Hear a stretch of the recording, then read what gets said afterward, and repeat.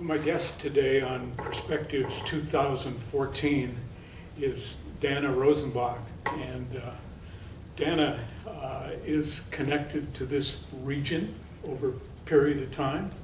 Her mom and her dad were really prominent in the Bremerton area when I met them. Your dad, your late father, was an Olympic college football coach, and your mom, known as Rosie, was very involved in all his activities and things like that. And I understand she's living in the area, and this gives an opportunity for you to get back and to have a closer relationship with her. Good. Yes, she lives on the Key Peninsula, as does my brother Todd and his wife Kim. Oh, excellent. Good. And you've got, what, another brother as well? Yes, my other brother Tim lives in Henderson, Nevada. He's the offensive coordinator at UNLV.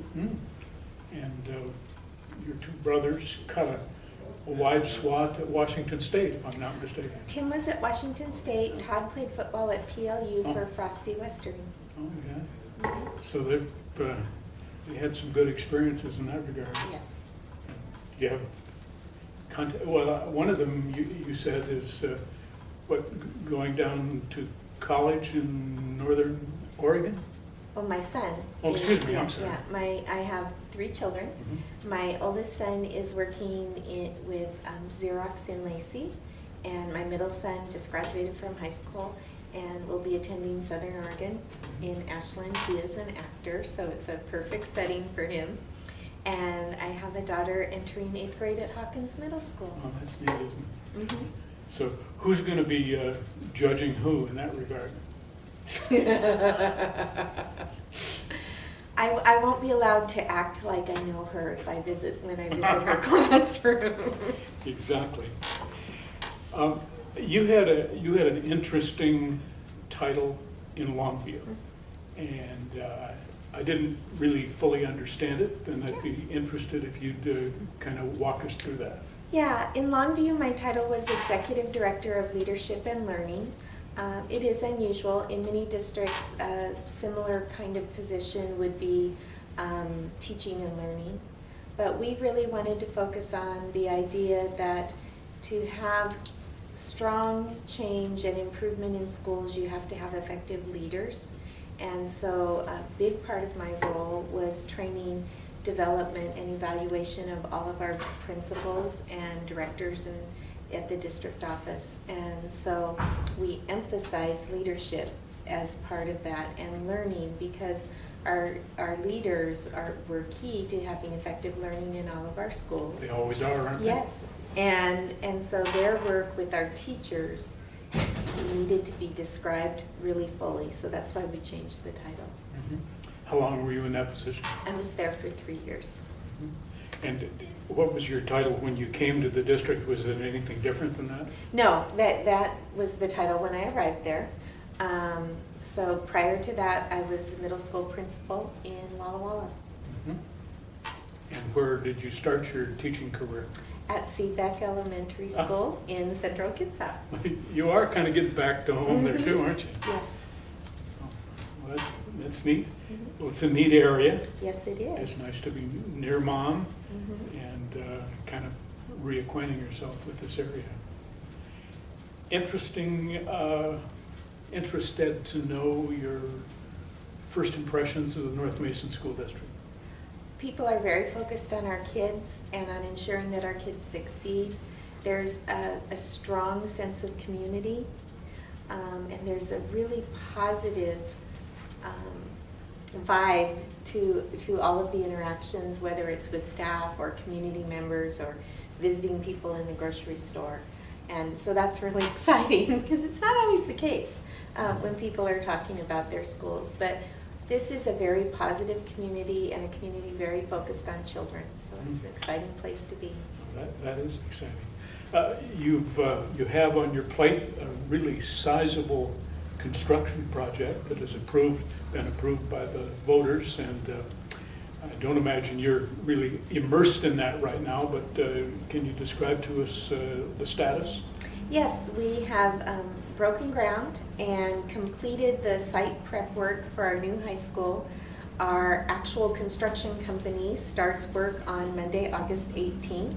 They have been moving their trailers and things in this week and doing some of the survey that they need to do to make sure they put things where they're intended to be on the property. So we're very excited. We have also placed a live camera on the site.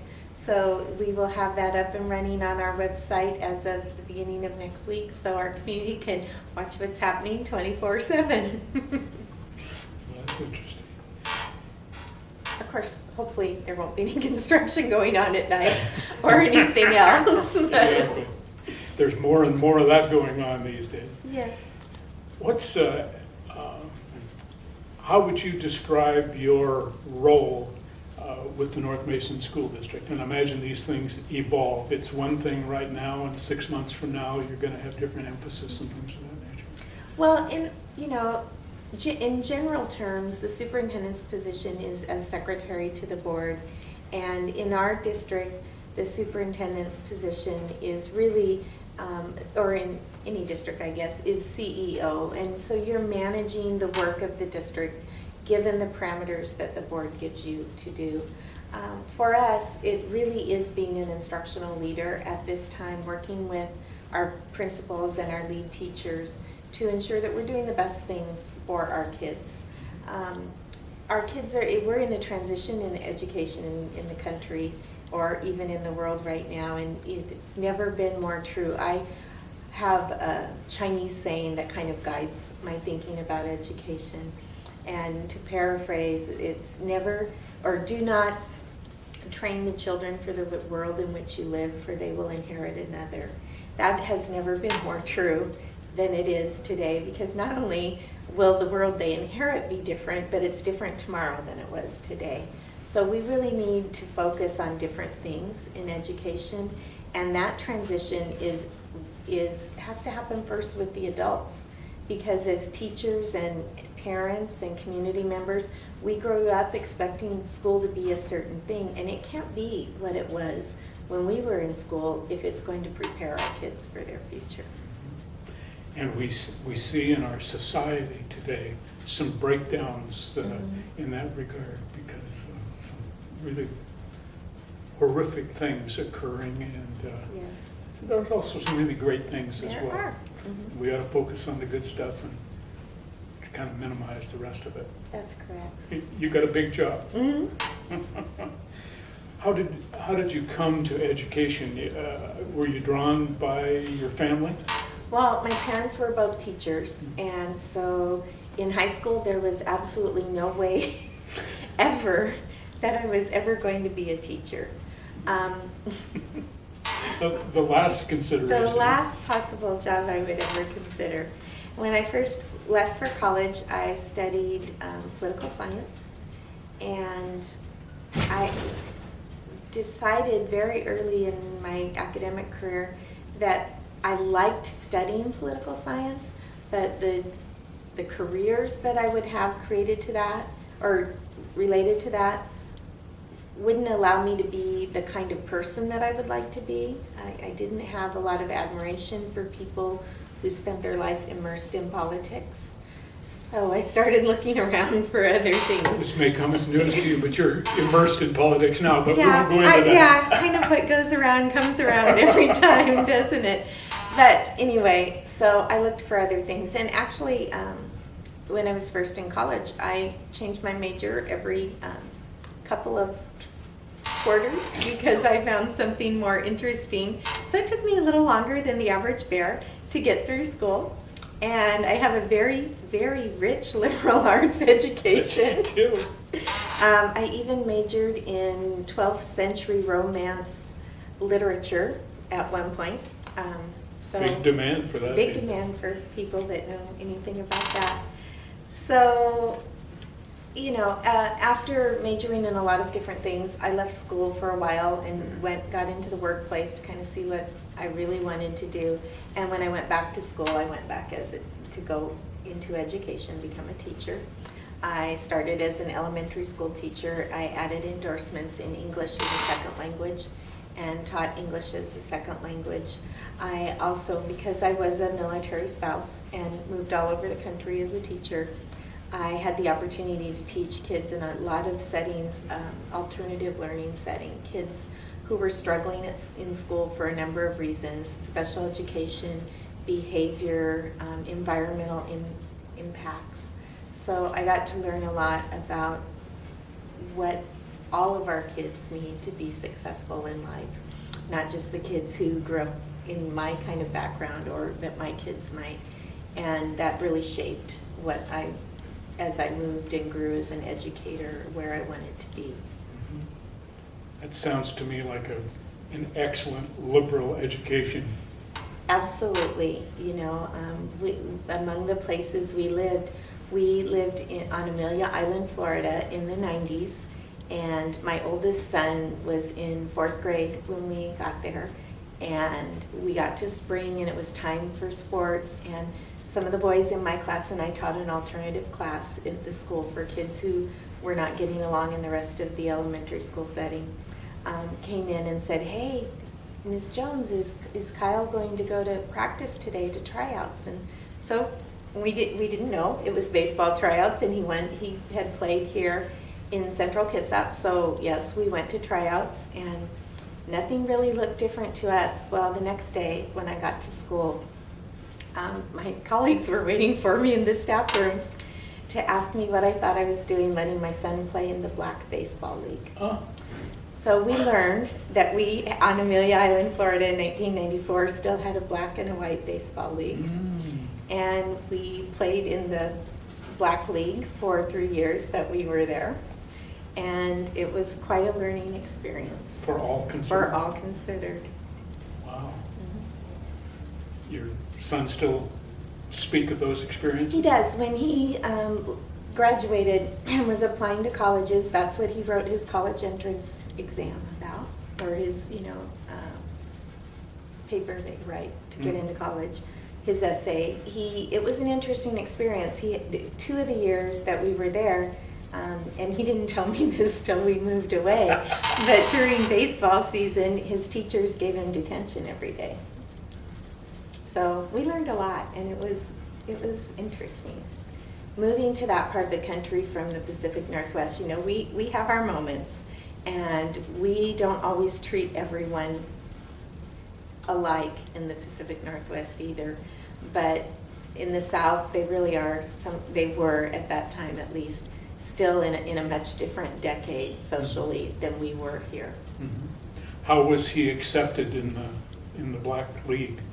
Oh, those were all his best friends in school. There was no problem with that. Mm-hmm. Mm-hmm. I know I played ball in the West Park area in Bremerton, and looking back on it, I guess we had 8-member football teams, and I think 6 of them were black, or starters, and I never gave it a thought until I got a little older and recognized that that wasn't the way everyone does it. Right. The only time we really had an issue was the first year during the playoffs, for Little League, for going to the state tournament.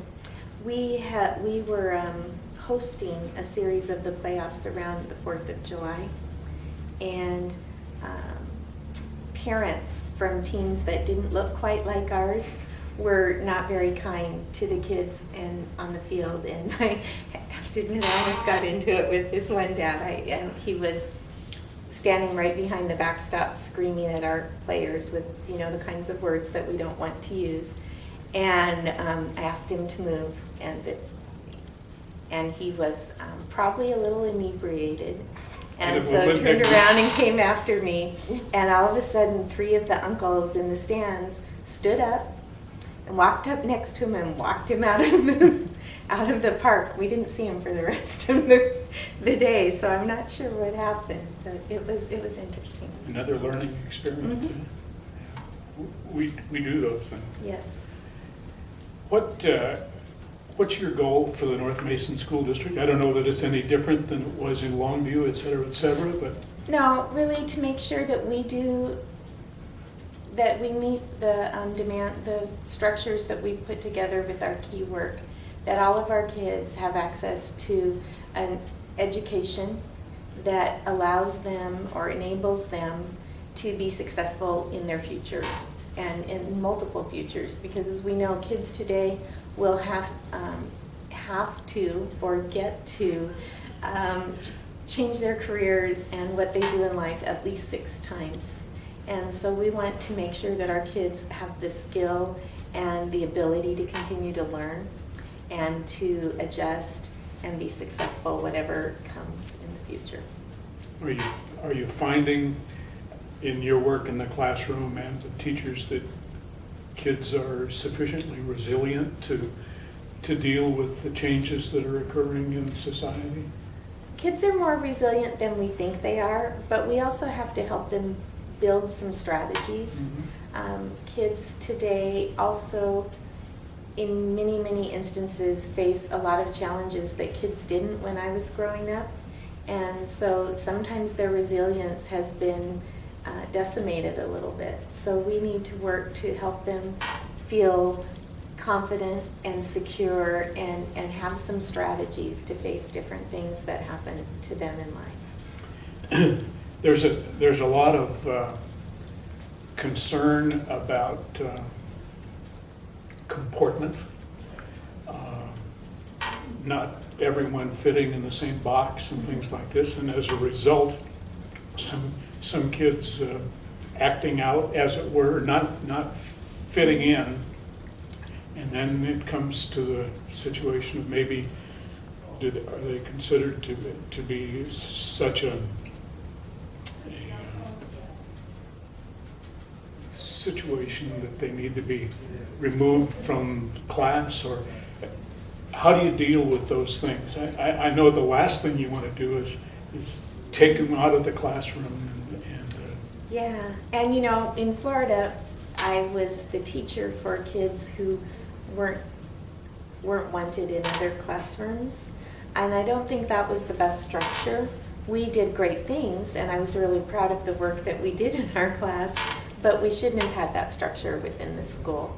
We, in our schools in North Mason, are working really hard on a system called PBIS, Positive Behavior Interventions and Supports, which gives us a structure to help kids who may have different ways of encountering others or not have some of the social skills to get along well in a classroom or in a setting with a lot of other people, or when they don't like something that's happening, to help them develop the strategies to be successful in an environment with other people, so that while kids may come to school with behaviors that are not acceptable, we hope that through our PBIS interventions that we're able to help them develop so that they can be every day in the classroom with everybody else.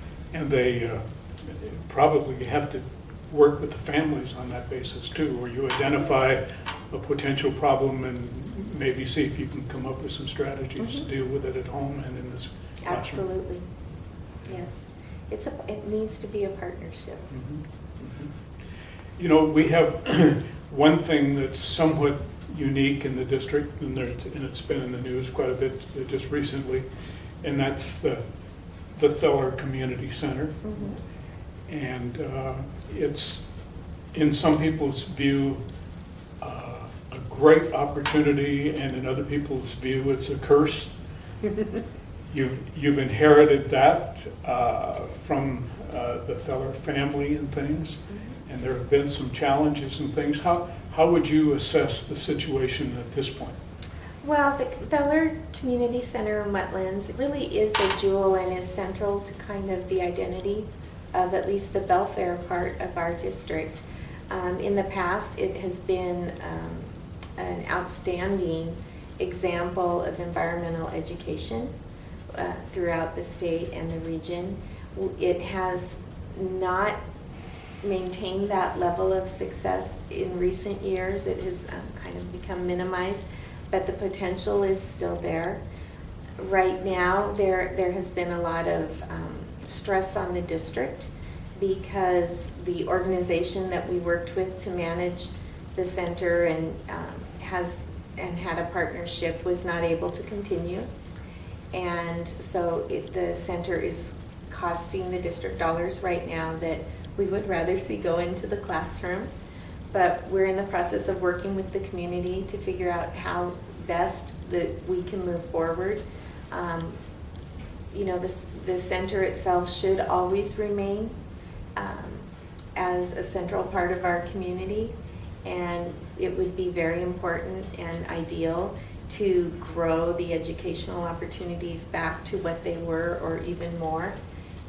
And I think that will have to happen through partnerships. So right now we're asking the community what they think, and we're listening to them, and we're looking for people to partner with that will help us figure out what best to do, whether it remains in the ownership of the district or the ownership of someone else in the future, but to continue to partner for environmental education and as a community resource. I had an opportunity to sit through a program that you organized yesterday. You brought people in from all walks of life, anybody that wanted to come in and express an opinion on one hand, or come in and learn more about it. Mm-hmm. And I thought it was a little bit of organized chaos, as it were, but I think that's, I don't think you have an option in that regard. You need to hear a variety of opinions and things like this, and then chart a course accordingly. Were you pleased with the outcome? We were very pleased. We had 86 folks attend the forum, other than the board members and the administrators who were helping by taking notes at each table. We had a wide array of opinions and responses that were presented.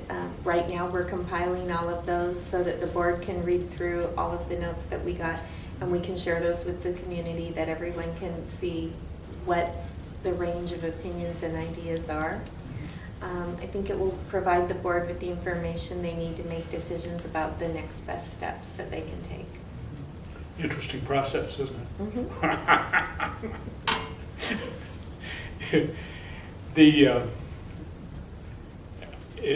I had an opportunity to sit right next to a lady who was heavily involved in the curriculum previously, mm-hmm. relating to the environment and yes. Feller, et cetera, in the classroom down. Mm-hmm. And I'd heard a lot about her. And yes, I had too. It was neat to meet her. Yeah, and she's opinionated, but she's got a rich background on what that has been and what it can be.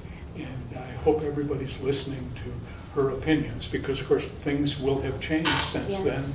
But that's somebody that we need to kind of keep in the loop, as it were. I agree. She's got an immense amount of experience there. Yes, yes, and some really great ideas that what we can do going forward. Mm-hmm. Mm-hmm. Where do you see this district in 5 years? Well, I see we will have a new high school. Mm-hmm. We will have a new middle school, vastly improved athletic and performing arts facilities for our students. I believe we will have much stronger academic success for all of our students. Learning experiences will have changed considerably with the impact of technologies that we know about and technologies that we're discovering happening. So I think the way the school looks and the way kids learn will look different. There will be a lot more, we'll have some flipped classroom experiences, which, you know, is where kids do go home or outside of the classroom somewhere and do some research and then come back and work together on that. But it's kind of a little bit much different than having the teacher provide all of the information. We'll see a lot more of that. I hope to see a lot of partnerships that support our kids in learning inside and outside of school. Community partnerships. Mm-hmm. Those all seem to be very positive and hopeful and good experiences for the kids and for the staff. Yes. terms of interacting with people outside the educational program. Mhm. I would imagine that there's a certain amount of that going on in other districts and things like this, but I'll bet you that we have an opportunity to make a real difference here. I think we do. We have a lot of people in our community who are very interested in developing partnerships to support our kids and who have experiences in a lot of areas in which we need to grow. We have hired a new director of technology who comes to us from industry. So he has some connections even outside of our community that we'll bring into the community to support some learning experiences for our kids. It's pretty exciting. And I would imagine that there's some grants and things that can be obtained outside the classroom that can have impact on. We are. One of the things we're looking at right now is a program that I did work with recently in Longview. It's national, a program that has a lot of grants attached, or the program itself helps you find industry sponsors and partners. It's called Project Lead the Way, and it is a STEM-based program, science, technology, engineering, and math. It has 3 strands. It only had 2 a year ago, but it has 3 strands now. So it has an opportunity to develop pre-engineering programs for kids beginning in middle school up through high school. It also with an emphasis on a couple of areas in engineering, on aviation engineering, mechanical engineering, and green technologies. And then there is a second strand that is biomedical engineering, and that's one where Clint, our new director, one of the companies he worked with before he came to education was a biotech firm, and we're looking at building some partnerships with them to bring that program to our students. And then the third strand that they just offered that's looking very exciting to us is a computer engineering, computer software development strand, computer, even kinds of things we don't know yet, but that kind of technology. So we're looking at those programs and building some partnerships. Those will help our kids. The great thing about Project Lead the Way is kids who graduate from those high schools with those programs are recruited by companies, sometimes the ones you partnered with, sometimes not. For example, when we looked first at Project Lead the Way in Longview, Weyerhaeuser came to us and said, "We will give you money if you will put this program in your school," which is kind of hard to turn down. And you presume that it's a favorable program? Yes, and we did our research. We said, okay, yeah, we think we will. But the reason that Weyerhaeuser is doing that around the country, and other companies are as well, is they are having more engineers and tech people with tech skills retire than they can find people to hire, even if they go outside of the country. And so they're trying to grow their own. And what we're finding is in Project Lead the Way programs around the country, kids are graduating in high school and being hired and having the companies pay for their college because their technical level and their skill level when they finish the program is higher than kids who are leaving college with 4-year degrees. So those are the kinds of programs we want to bring to our kids. And that's a great investment from industry standpoint. It is. It is a great investment from industry standpoint. And not everybody wants to go to school. I would love to have all of our kids go on to 4-year college, but not everybody wants to. It doesn't feel right. So if a program like Project Lead the Way can give them skills to be successful in life, and they're not a kid who wants to go on to college, then we need to make sure we've invested in that for our kids too.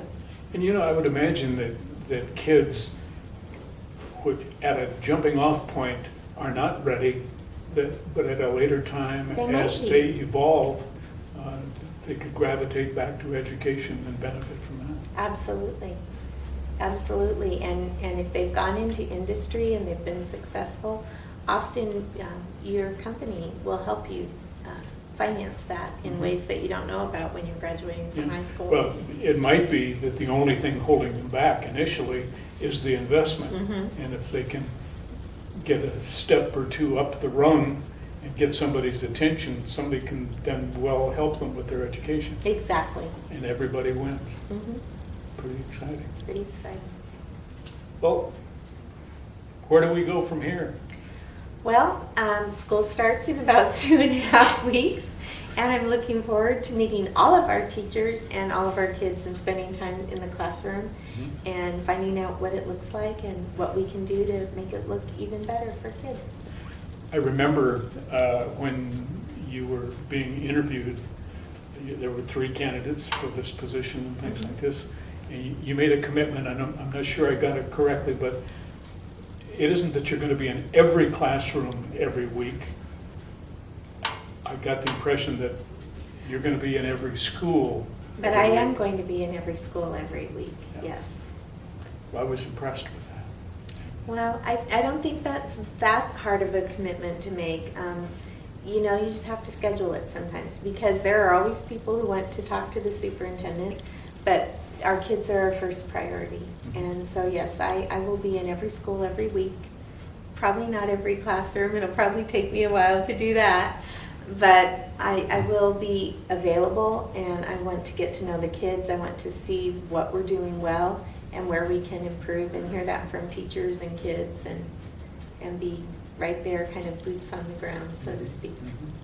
I imagine it goes without saying that you like kids. Yeah.